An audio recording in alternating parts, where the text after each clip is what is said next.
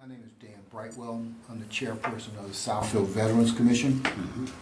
And today we are interviewing Mr. Ralph May for the Library of Congress Veterans History Project. Today is January the 28th, 2009, and we are in the Southfield Public Library in the Southfield, Michigan. Mr. May, could you give us your full name, date, and place of birth?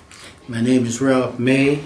I was born in Grand Rapids, Michigan on January 15th, 1933. Okay. Were you drafted or did you enlist? I enlisted. Okay. What year? 1951. Okay. All right. June of 1951, I believe it was. Okay. How old were you when you were drafted? 18. 18? Mm-hmm. Oh, okay. What were you doing before you enlisted? Well, I was working in Grand Rapids with my uncle. He had a janitorial service. Mm-hmm. And I had gotten the news that a letter of draft was waiting for me at home. Oh. Okay. So I came back to Detroit and went down to the Naval recruiting. Mm-hmm. And the basic reason was that, other than not wanting to be in the Army, Mm-hmm. is that the Navy had specialties which they would send you to school. And when I went to the recruiting office, they had, actually I guess it's supposed to have been a promise that they would send me to radioman school. Riggering? Mm-hmm. Okay. But they never did. Okay. And I was sent directly from the Naval Army, which was right there at the Belle Isle. I forgot what they call it now. Okay. And we went directly to Great Lakes Naval Training Center. Okay. And That's outside of Chicago? yes, Okay. right outside of Chicago. Mm-hmm. And I forgot what it is, 15 or 16 weeks of training. Okay. And you were trained to do a little of everything, really. Okay. Put you in a room and then turn on tear gas, and you had to stay in there and you know, until they told you to come out. Mm-hmm. Taught you how to shoot weapons. Mm-hmm. And generally, you know, in the Navy, probably just as in the Army, they had classrooms where you were taught different things, ropes, how to tie ropes, and different other things. And of course, going from one to the other, you were always in a hurry. Mm-hmm. They were always running from one classroom to the other. Mm-hmm. All right. And then I was assigned to the Missouri. Okay. And the Missouri was in dry dock.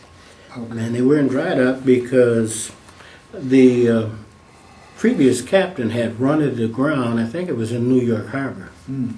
Okay. And of course they demoted him. Mm-hmm. But they put me on the deck force. Okay. And I know every inch of that ship because I painted it, scraped it for several months. Okay. And it was on my way to Korea. We went through the Panama Canal.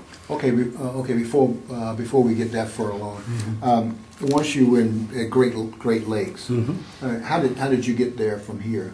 Was it? I think we took a train first and then the bus. Okay.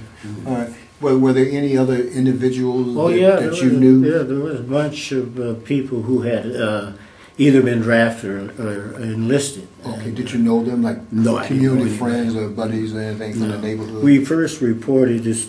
We were asked to report to the Naval Army, and then from there we were taken, if I remember correctly, we were taken to the train station, Right. and then we went to Chicago, Okay. and then from there we were taken, I believe, if I remember correctly, by bus to Great Lakes Naval Training Center. Okay. Yes. All right. How did you were an 18-year-old, you're away from home. How did it feel getting into this military training or this military naval orientation? Well, it wasn't a big shot leaving home because I had, left home and went to Grand Rapids, and so it was a new experience, of course. Right. But matter of fact, it was quite. I enjoyed it. To be honest about it, I enjoyed the camaraderie and actually the discipline. We had World War I rifles, which were either 14 pounds. I think they were 14 pounds. And whoa, when we did that 16 count, and of course that was one of the things.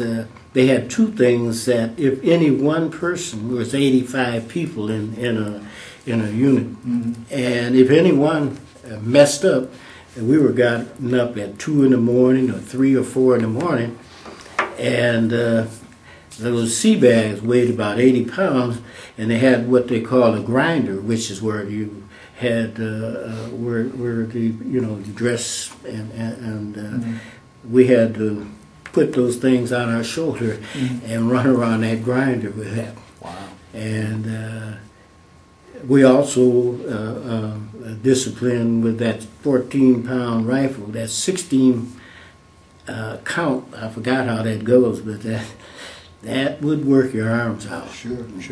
So you kind of got used to the discipline and the camaraderie, and what did you think about the food? Oh, the food in the Navy is very good. Oh, okay. All right. Yeah, the food ain't like the Army. In the Navy, the food is pretty good. Okay. All right. Basically, were you homesick? Did you miss? No, I wasn't. They kept us busy. Okay. Every place you went, you ran. Okay. And they kept you busy, and so you didn't get a chance to be homesick. Okay. All right. Did you? How were you communicating with home? Were you writing letters or phone calls? No. Like I said, they kept us busy, and I never even thought about writing a letter at that point. Okay. So we were constantly doing something. Okay. All right. And so this was like your indoctrination into the military life. Thinking back over those weeks that you were there and learning all this stuff, what kind of stands out in your mind right now? If somebody tell me one thing about basic, what would it be? Well, I don't think any one thing. I always remembered the inspection. And of course, one of the things is that your uniform had to be spotless. And one of the things is that there were a couple of guys that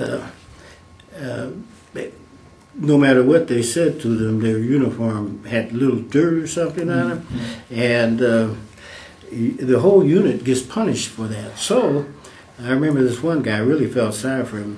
They dragged him out of his bunk at night and took him in the shower, and with those brushes that you do the floor, they did that on him, and I know, that must have hurt. But they made sure that you were spotless. That I do remember. Your shoes had to be shine. And of course, we always spit polished, I'm sure. You remember that.